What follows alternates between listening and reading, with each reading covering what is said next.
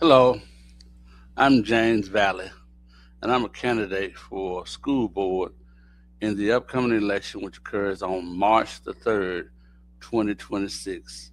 And this is in the Helena West Helena School District, and I'm running in Zone 4. This video, which I probably won't take but a few minutes on as an introduction and just to tell you a little bit about myself and what we expect of school board members in the state of Arkansas. As you know, the Helena West Helena School District is currently partially managed by the state of Arkansas Department of Education. I believe it's Secretary Oliva, who is essentially the school board in that capacity as the state officer in our school district. Um, and this video will not address the state takeover, state control per se. May do that in another separate video because I've seen a lot of discussion about the need for us to get local control back from the state. And I certainly understand and appreciate the thought process there. I don't know necessarily that thought process has been fully explored in such a way that we can actually benefit from that. But I'll talk about that in a whole nother setting. So, school board is basically your governance and policy making body for the school district. That includes for them to address the mission and the vision and strategies of the school district and its direction. And they enact and enforce policies and they approve rules such as student conduct policies, personnel policies, calendars, and curriculum frameworks. In practice, that basically means the board sets the policy while the superintendent, administrators implement it. Now, hiring and oversight. In a normal situation, the school district hires the superintendent. In our situation, that is totally up to the state. Also, you should understand the school district has basically one employee, and that employee is the superintendent. The superintendent then has the capacity, the power, and authority to nominate other employees to be hired, but they have to come through the superintendent and his recommendation. So right now, that decision is the superintendent, and he talks that over with Jacob Oliva on the state level rather than the 7 school board members. But getting to the meat of the matter, the school board or the state hires the superintendent, and then the superintendent selects the support staff, whether that's your administrators, your principals, that's your teachers, that's your custodial staff, your bus staff, your coaches, your athletic director. All of those people, in one way or another, come through the superintendent. Now, the superintendent may delegate that, where a principal may hire the teachers on their campus with the permission from or supervision of the superintendent, who then runs it up to Jacob Oliva. But all of that hiring goes through the superintendent and the state. And so does termination, firing, non-renewals, or however those things take place. Now, the school board must, in each January, evaluate the superintendent and approve contract extensions. So the superintendent runs the day-to-day operations, and the board focuses on governance and accountability. Now, the school board does have financial oversight, and they approve the district's budget. They do that by reviewing and adopting and publishing the budget, monitoring revenues, expenditures, debts, and assets. They approve contracts and purchases and ensure the district does not end the year with a negative balance. So that includes any major expenditures such as facilities like buildings or transportation like buses or programs like the after school program, and whether they use consultants or contractors or what have you. All of those things are part of this financial oversight and accountability piece that the school district must engage in. So then we have facilities, property, and operations oversight. The boards are responsible for ensuring the district has adequate facilities and resources. So they're ensuring that the schools are built, maintained, and furnished, and managing the district property and real estate. So the board got some control over that. And of course, we've seen new buildings built in our school district quite a bit over the last 10 years. Got a new high school over Central, a new, I believe it's pre-K at Wall, and now they're tearing down part of Wall to rebuild the elementary part of Wall, and then they're going to do some stuff up the hill at Central. There were also some renovations to the gymnasium that were done, and some renovations to Cat Polk Stadium, the football stadium, and of course concession stands and other things that have been built over the years.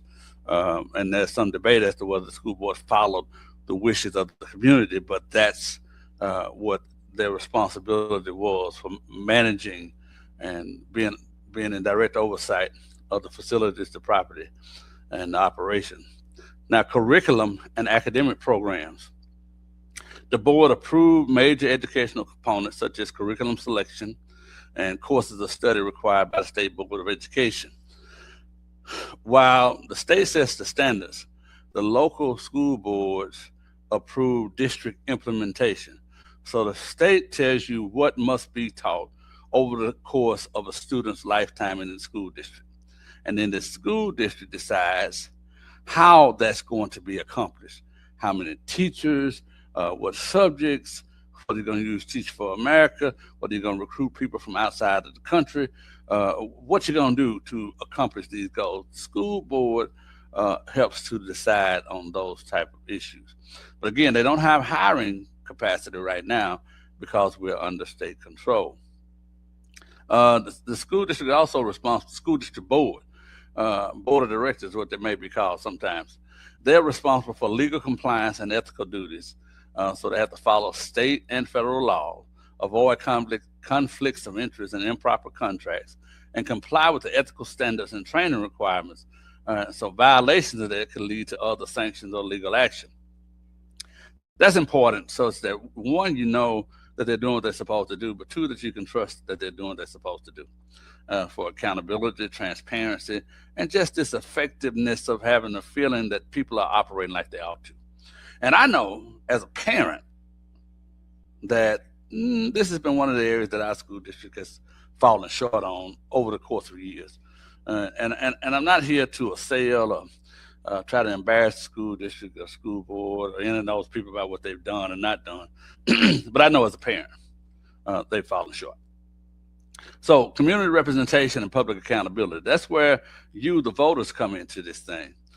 So school board members are elected officials and serve as representatives of the community.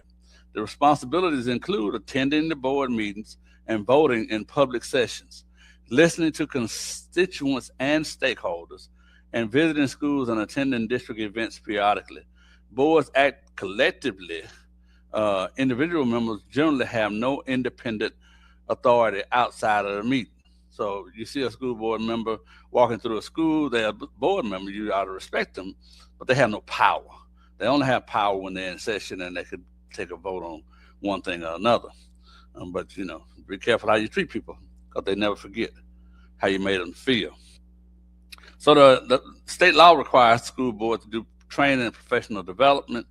And so they have to go to various sessions to do that, to be in that includes on governance, finance, and legal compliance. Our school boards must do that. Additional functions include approve annual audits, financial reports, enter contracts and agreements, and perform lawful acts necessary to operate the public schools effectively. And so that's part of what our school board must do.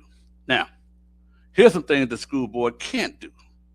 Our school board does not run day-to-day operation. That's up to the superintendent. They do not manage individual employees or students directly. Again, that's the superintendent and his staff. And they act only by majority vote in a properly called meeting. And so this governance versus administration distinction is emphasized in Arkansas board guidance materials. So school board members are taught this. Sometimes they forget it. But it's important that you understand the distinction between what a school board member can do and what the superintendent and staff can do. Now, um, in plain terms, school boards and their members are responsible for setting policy and district direction, hiring and evaluating the superintendent with an asterisk there because the state has control of that right now, approving budgets and monitoring finances, they do that, approving curricula and major programs, they do that, ensuring facilities and operations are adequate, they do that, and representing the public and complying with the law. They function like a board of directors of a public corporation with the superintendent serving like as the CEO. And so that's kind of how school boards work. And it's important that you understand that as you consider people who are seeking office for a school board in Helena and West Helena right now, but it could be in any other place. But also, as people are vying for office in other positions, one, you want to know, what does the office do? Two, is the person seeking that office worthy of being in that office? I mean, if they get it, will they be able to do the job? And sometimes, people need help. That's not to say they have to know everything about doing the job in order to do it. But will they be able to get in and do it, or will they be able to assemble a team that will help them to get it done?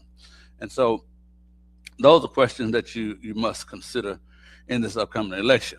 Now, I'm going to do a separate video at some point about this state takeover stuff, and I'm hearing people talk about we want to get the school district out of state control.